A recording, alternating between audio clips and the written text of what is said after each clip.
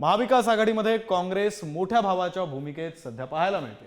लोकसभेला काँग्रेसनं आपलं हेच मोठेपण सिद्ध केलं होतं आणि त्यामुळे विधानसभेत अपेक्षा उंचावलेल्या असतानाच काँग्रेसच्या हातानंच घात केल्याच्या चर्चा रंगल्यात। कुठे उमेदवारावर आक्षेप आहे तर कुठे मतदारसंघावर। बघूयात काँग्रेसमध्ये नेमकं काय घडतंय या संदर्भातला हा स्पेशल रिपोर्ट।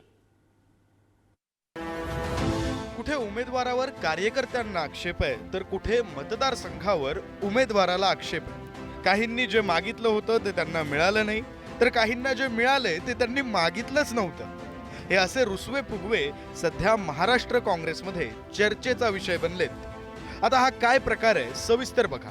3 मतदारसंघ आहेत जिथे काँग्रेसच्या हातानं स्वतःचा घात केल्याची चर्चा रंगली आहे। त्यातला पहिला मतदारसंघ कोल्हापुरातला। काँग्रेसच्या विद्यमान आमदारांचं तिकीट कापून काँग्रेसनं नवा चेहरा उत्तर विधानसभा मतदारसंघामध्ये उतरवला। खरं तर उत्तर विधानसभा मतदारसंघामध्ये नवा चेहरा दिला जाईल हे अनेकांना अपेक्षित होतं। मात्र जो चेहरा या ठिकाणी काँग्रेसकडून देण्यात आला त्यानंतर निष्ठावान कार्यकर्त्यांकडून तीव्र असं पडसाद या ठिकाणी पाहायला मिळालं। शिवाय राजेश लाटकर यांची उमेदवारी घोषित झाल्यानंतर अनेक कार्यकर्त्यांकडून कोल्हापुरातल्या काँग्रेस कमिटी कार्यालयावरती दगडफेक देखील करण्यात आली। कोल्हापुरात काँग्रेस कमिटीच्या कार्यालयावर रात्रीतून दगडफेक झाली। इतकंच नाही तर ठिकठिकाणी भिंतींवर #चव्हाण पॅटर्न असं लिहिलं गेलं।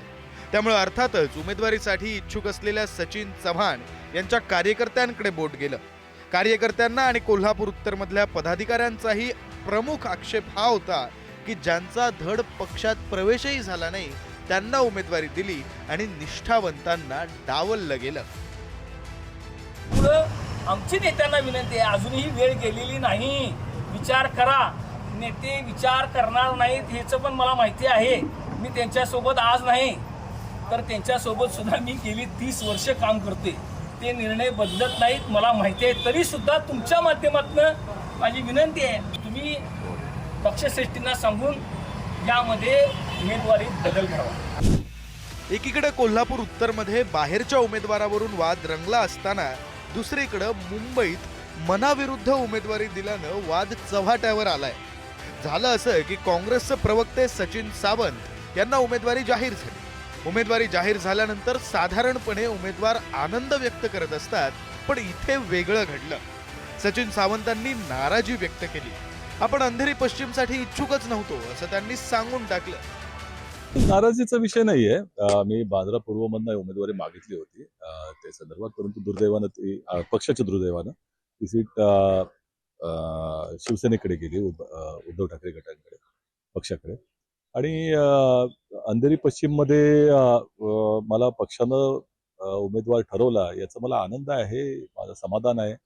पक्षश्रेष्ठींनी माझ्या कार्याची दखल घेतली ह्याची मला त्या ठिकाणी समाधानाची बाब आहे माझ्यासाठी।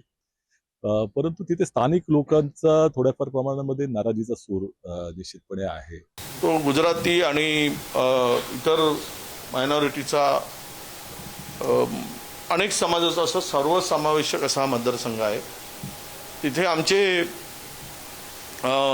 स्थानिक लोकांनी स्थानिक उमेदवारांची मागणी केली आणि आमचे सचिन थोडे बाहेरचे पडले, त्यामुळे त्यांनी स्वतःहून माघार घेतली।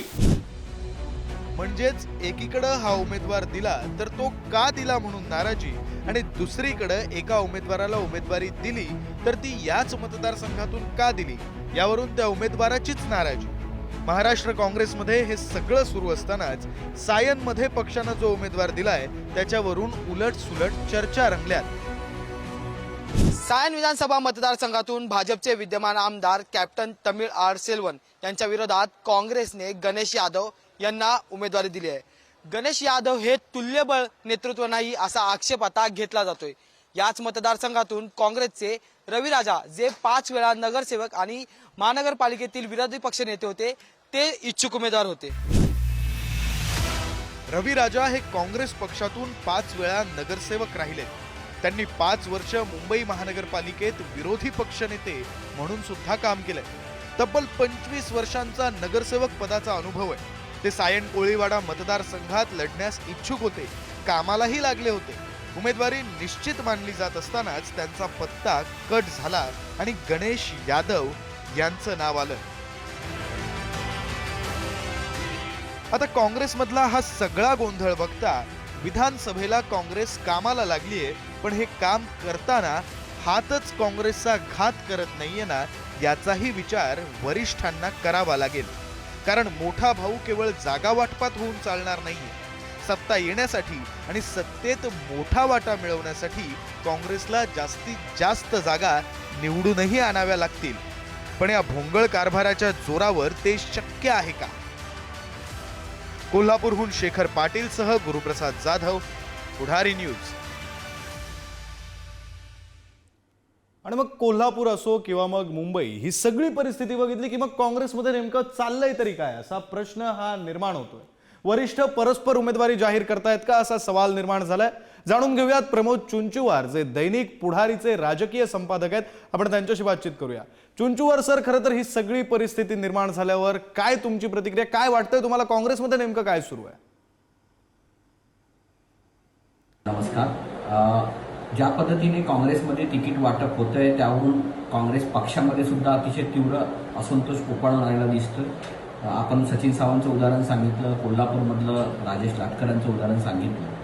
त्यावरून असं दिसतं की पक्ष नेतृत्वाने जी ग्राउंडमधून माहिती घ्यायला पाहिजे तटस्थपणे, म्हणजे जे बडे नेते सांगतात त्यांच्या जवळच्या बगलबच्च्यांना तिकीट द्यायचं, पण ज्यांचं खास मैदानात काम आहे किंवा जे पक्षाला विजय मिळवून देऊ शकतात अशा नेत्यांकडे जी लक्ष द्यायची यंत्रणा असली पाहिजे, त्याच्या संदर्भात एक स्वतंत्र फीडबॅक राहुल गांधीपर्यंत पोहोचणारी यंत्रणा असली पाहिजे.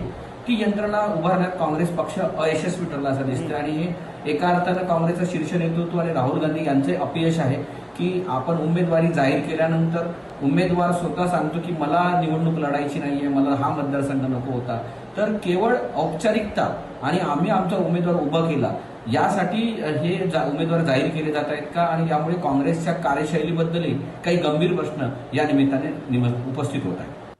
अगदी खरं आहे चुंचुवार सर, तुम्ही ज्याप्रमाणे म्हणताय त्याप्रमाणे काँग्रेसच्या कार्यशैलीबद्दल काही गंभीर प्रश्न निर्माण होत आहे. त्याला काँग्रेस कशा प्रकारे उत्तर देत आहे हे पाहणं सुद्धा महत्त्वाचं असणार आहे. धन्यवाद सर तुम्ही दिलेल्या या सविस्तर माहितीसाठी.